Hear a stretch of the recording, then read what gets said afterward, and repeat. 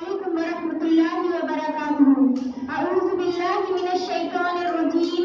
بسم الله الرحمن الرحيم. Good morning to all of you. I am Shazia Iqbal from Diploma Second.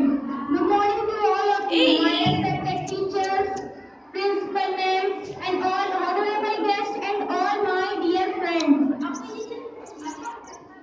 As we all know that we have gathered here to celebrate the special occasion of Republic Day is celebrated in our school.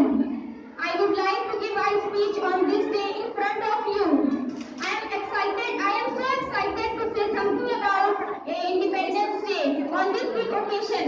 Republic Day is celebrated on 26th January from 1950. India got freedom since 16th of August 1947, which is celebrated as Independence Day.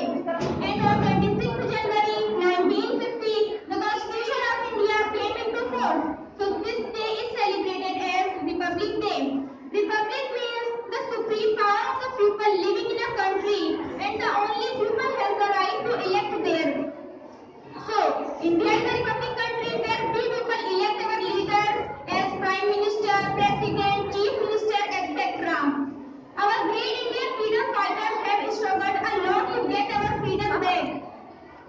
Our great Indian freedom fighters have struggled so that their future generation may live without struggle and let the country ahead.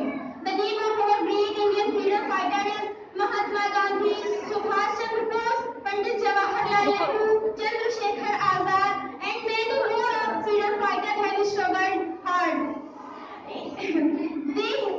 Our great Indian freedom fighters have struggled against British rule to make India a free country. In India, everyone is equal in the eye of law. No one has to suffer because of their